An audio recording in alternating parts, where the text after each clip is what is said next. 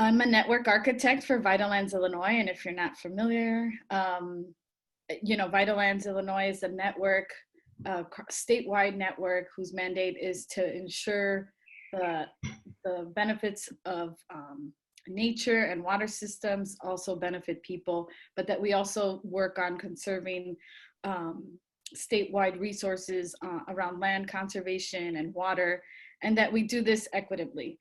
And so I don't know if any of you were attending the Vital Lands Summit. One thing we did different this year was introduce diversity, equity, and inclusion and do a 101 on what are some shared definitions and what exactly that journey is. Because as part of the network architects, it's also part of our journey to enter this work around diversity, equity, and inclusion. And what does that look like actually when you apply this work in the field?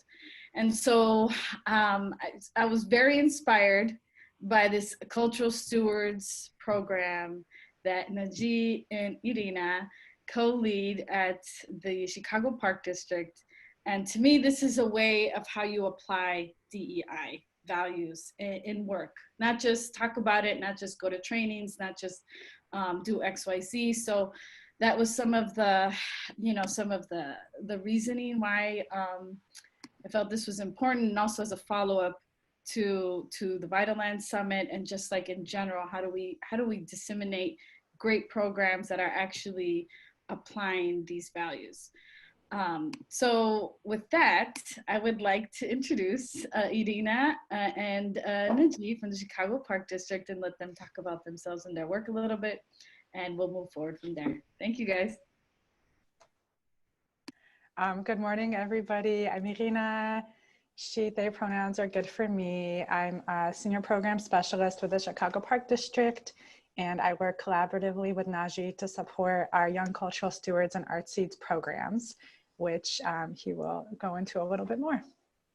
Hello, everyone. My name is Najee Searcy. I'm a program facilitator with Chicago Park District. I work alongside Irina to embody our core values and make sure that they're administered properly, as well as thinking through some of the logistics of our programs and supporting our lovely young people and teaching artists. So today we have a really lovely clip of the Art of Flocking documentary, which was an embodiment of work from 2 years ago. And I'm just gonna play that here. I have to share my screen, so pardon the technical stuff. Give me 1 second. There is an art to flocking, staying close enough not to crowd each other, aligned enough to maintain a shared direction, and cohesive enough to always move towards each other. Adrienne Maree Brown.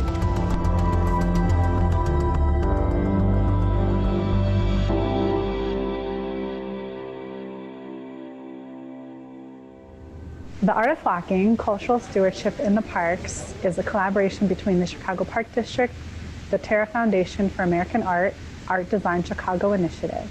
And it was inspired by writer, doula, and pleasure activist Adrienne Maree Brown, who wrote a really inspirational book called Emergent Strategy. This idea of artists and organizers working as a flock, the idea of really listening deeply to nature, really building on concepts of biomimicry and speculative fiction, learning from the lessons of Octavia Butler. These are all really foundational in Adrienne Maree Brown's Emergent Strategy, and they inspired this project. The Art of Flocking is a combination of those readings from Emergent Strategy. It was also a combination of different artists throughout Chicago, learning from them, listening to them. Artists like Hector Duarte, a Pilsen-based muralist and public artist, the artist collective Sapphire and Crystals, which is Chicago's first and longest standing Black women's artist collective, founded by Marva Lee Pitchford Jolly and Felicia Grant Preston in 1986. Our summer began at the Southside Community Arts Center, where our teaching artists and facilitators had a chance to meet members from Sapphire and Crystals, both as part of a panel and as part of individual interviews, as part of a gathering, which was a day-long celebration of art, music, and culture that was hosted at the Southside Community Arts Center. Sapphire and Crystals is a gathering of Black women's voices, Black women's ideas, Black women's talents. Sapphire and Crystals was the first show that I had in a gallery space. So that, I was just, you know, totally excited and pumped up. And the first one in 1987 was right here in the Southside Community Arts Center. But as more people came on and it grew, it became not just Sapphire and Crystals, the exhibition, but Sapphire and Crystals, the group. It was one of the rare opportunities, really, for African American women artists to have an opportunity and a venue to exhibit. A lot of us as women had similar issues with accessibility, and even quite frankly, the idea of putting a show on solo, for example, is pretty overwhelming. So when you can come together with a dozen other people and we can share responsibilities. I mean, we produced catalogs, I think, for each show, which was a lot of work. Thank you, Juarez. Really, exactly. But those are important documents to have, and those are important opportunities for us to speak about our own narrative. I can remember some of the wonderful meetings that we would have at Marva's, either up in the condo or downstairs in her studio. But the kind of support that we gave each other was just, in my opinion, phenomenal. Marva Jolly was kind of our founding mother in Sapphire and Crystals. She's a sapphire, and we were the crystals. Felicia Grant Preston and her brought a number of women together to discuss this as a collective and what we could do. We need Black women, and you need Black women artists.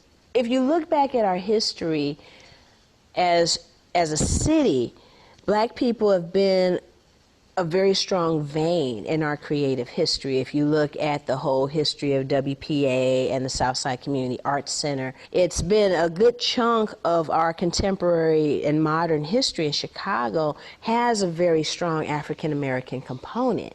And we really can't afford to lose any part of our creative history. And especially this one here, that even though it's not codified as a brick and mortar institution, it's still very much a virtual institution where young artists are still like, well, how can I join? How can I be a part of this? And to not have it there creates this sort of misguided notion that maybe we did not have a culture. And for us to have survived for 30 years means that we have, not just us as a collective, but Black women artists in general.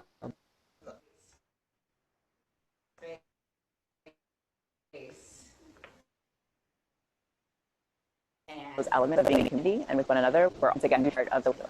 The experience for me has been just really kind of confirming that art is a solution, art is a way to bring people together. And doing the kind of art flocking and green leadership with their own confidence to do things, to create art or to register to vote or to make something happen in the community is kind of what everybody needs to be learning, so that ownership is felt by a new generation to this place.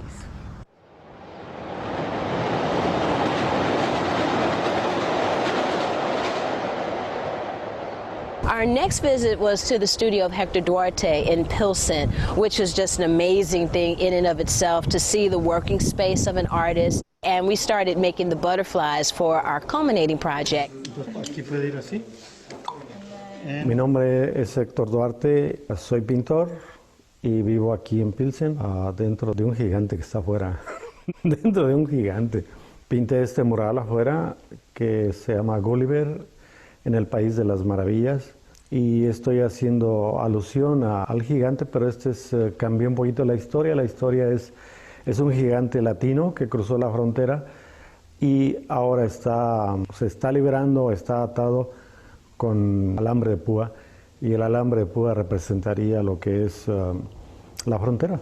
Pero ese gigante representa a 11 millones de personas que no tienen pues, su registro oficial aquí en este país, pero esos 11 millones pagan impuestos y no pueden disfrutar de los beneficios de este país. Entonces es un llamado a la gente para que podamos presionar a los políticos para que pasen la ley de amnistía o una nueva ley de migratoria, para que puedan quedarse aquí pues y disfrutar del sueño americano, que es lo que ofrece este país, pero parece que ya no. Una cosa interesante es cuando llegué la primera vez acá, me sorprendí cuánto mexicano había. Y dije, acá lo que están haciendo es acá. Y pues tan lejos de la frontera. Se me hizo raro y a la vez me gustó, porque pues aquí ya podía sentirme como en casa, ¿verdad?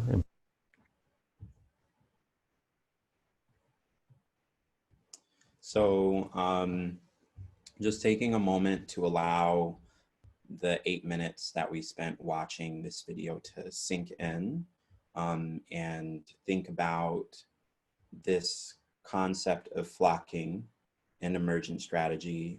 We took that and generated a 2019 year of belonging. So coming from the sky of flocking together, of soaring above and finding common union to move and mobilize, into the identity and sense of belonging here on the ground.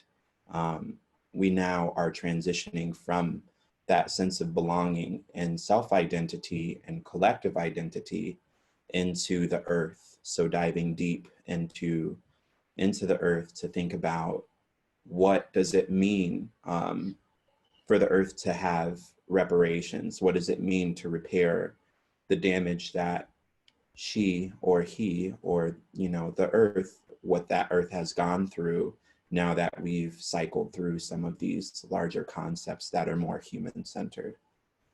So thank you again for watching. That is available for you at any time. And yes, thank you again. We will transition into a group question and posing the question of what does reparations for the earth mean to you? And perhaps Todd, you can give us a little bit of a breakdown of how that will work, unless Irina, you have some more things to add. Yeah, so some folks were saying the video was coming in a little bit choppy. I gave everybody the link. There's the film and the curriculum is available. And as Najee was saying, the idea behind the art of flocking came from Adrienne Marie Brown, ideas of biomimicry, how do we learn from nature, and how do we use culture as a way to engage with issues of environmental justice. So I think, to back up a little bit, I think we were actually our first question was gonna be, how do we see the relationship between stewardship and justice? So our program is called Young Cultural Stewards. And you can see we're thinking about working with artists of color, how are they stewards in their own neighborhood? You all are very familiar with the idea of environmental stewardship, but then as we begin to explore ideas such as reparations for the earth, we start working with folks who are environmental justice organizers. So the first question we want to get into is, how do we see the relationship between stewardship and justice?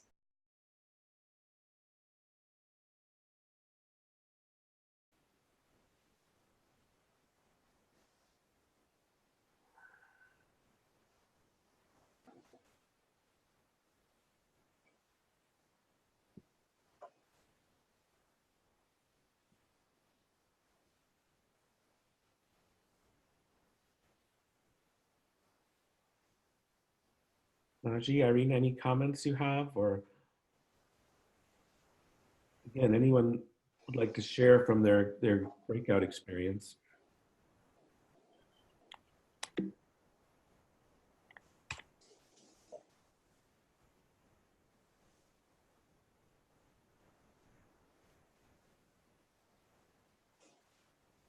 I think some folks might not be able to unmute themselves. Todd, if you could unmute them.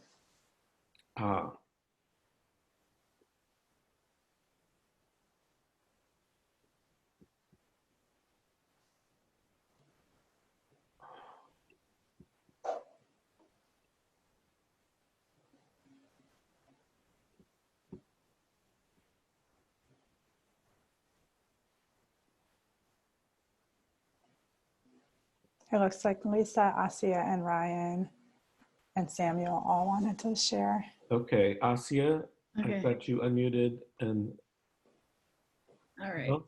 who else? Lisa? Lisa, Ryan, and Samuel. Okay, you all should be unmuted now. Okay. Yeah, I'm good. I'm talking. Sorry, yeah. No, I was just saying someone put part of daily practice, was it daily existence, and that's exactly the words that part of daily existence. There's that's exactly what I was talking about in our chat, and I think Michael, then if you scroll down to the bottom, then chimed in with his definition of what it means and the relationship.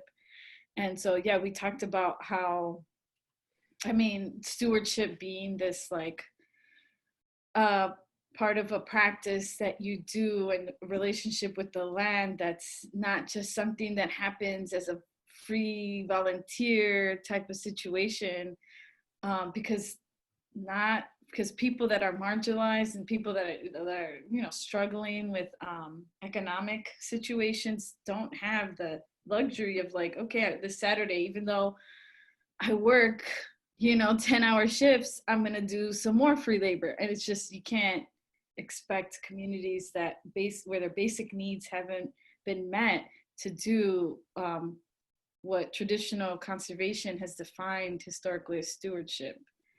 And that the relationship between stewardship and justice is like addressing barriers from folks to being able to practice a daily stewardship. So yeah, I don't want to hog the mic there, but yeah. Others want to chime in. You can now unmute yourself. Yeah, this is Lisa. I just want to make a quick comment. We had a nice discussion in the group I was with, but we all agreed that stewardship and justice are the same thing. I mean, it's really, two sides of the same coin. And we think of stewardship as taking action to take care of the earth. And that action can be, it's very diverse. It's not just going out and cutting buckthorn. It's advocacy. It's, anything. It's taking care of people.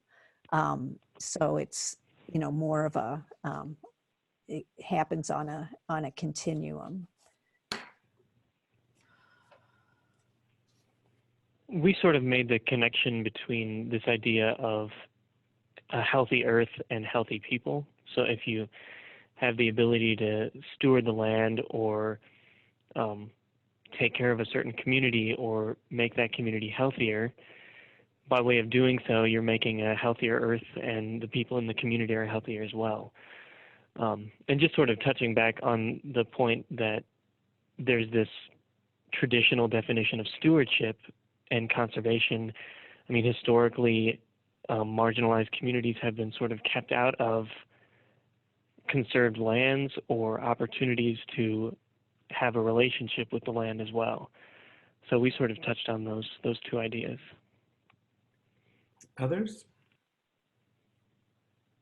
Well, this is Shannon. Hi, everybody. I was in a small group by myself, which I'm trying not to take as some type of commentary. No, there were two other people on the phone, but they hung up. But I've been thinking a lot, and I wanted to offer this, so I'll offer it to the full group, about our reliance on dominance and supremacy sort of generally as ways of life. And then that relationship to stewardship or land preservation, coming from a framework of dominance and supremacy over the land and potentially over people that belong to that land.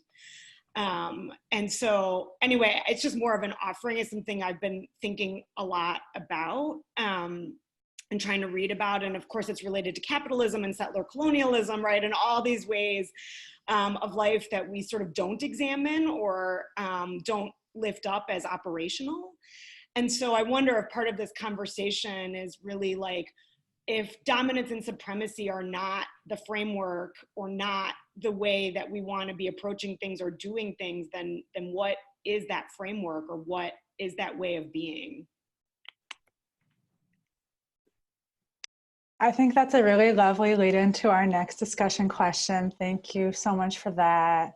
So thinking about, right, indigenous genocide, slavery, settler colonialism, capitalism, all of these structures and systems that have displaced people of color and indigenous people off the lands that they have spiritual and practical relationships with, right? What would it mean to repair those harms? So working with our teaching artists on our last teaching artist retreat, we did a big word map of how do we define these ideas of environmental stewardship, environmental justice, and then ecological art to connect back to our cultural stewardship work. And the idea that generated from that was this concept of reparations for the earth. How do we repair all of these harms that have happened and continue to happen? So that is our next question that we want to pose to all of you. It's a very new idea for us, and we would love your feedback as we start to imagine what that looks like.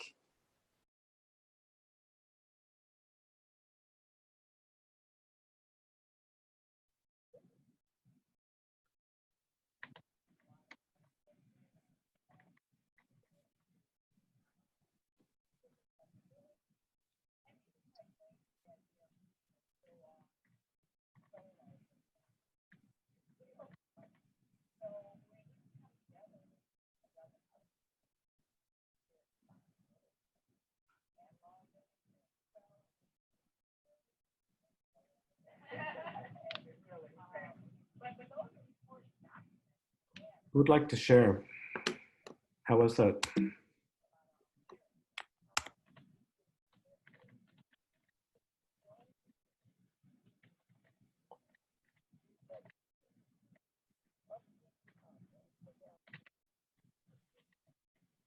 Hi, Katie here. I was in group 4.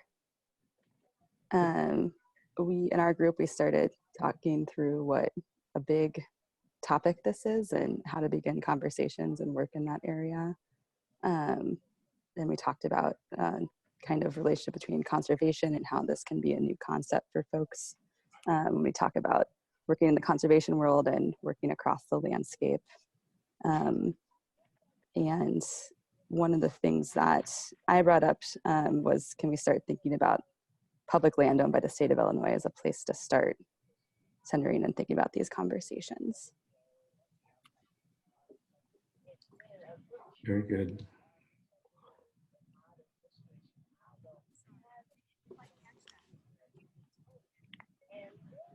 You got a lot in on this one. Other folks want to share from their group, just reflections? Feel free to unmute.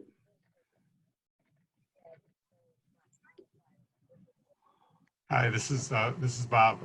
I think our group was captured in comment number 8. We talked about perhaps reparations can't really effectively occur until we acknowledge and understand the history that is led up to this point. And I think that goes a bit to what Shannon was saying earlier in her comments. And part of the brain shift is the example of changing Columbus Day to Indigenous Peoples Day. It is a profound acknowledgement of a shift that acknowledges the past and allows us perhaps to move forward. Thank you, Bob. So this is Lisa, and I love that part of the conversation that Group 5 had was how, the Earth has been here a long time, a lot longer than humans have, and it'll be here a long time after humans are gone. And, what's happening now is a reminder, with climate change, and the Earth is gonna get what it wants. I mean, anything that, our concerns about, global warming and sea level rise and whatever is, I mean, it's very much because of its effect on us. It ultimately is why people are taking action. I mean, the earth will find a new balance. It always has, over, you know, billions of years. And so we're, you know, how do we sort of work with her, for, you know, our own benefit. Yeah. And hers. But she's going to win. I mean, she's going to get what she needs. So yeah, I mean, on that point, I feel like we have seen so many, like throughout archaeological history, right? We talk about mass extinctions all the time. They're, you know, I mean, this is not an existential threat for most species of roach and squid. Climate change will never hurt the squid. Squid populations, as the sea becomes warmer, more squid. Biodiversity goes down the drain, but it's not going to, you know, this is not an existential threat to every iota of life on this planet. We're the fragile ones in this case, and people don't realize that. People don't realize how much the world around them does every day to keep them alive, I guess.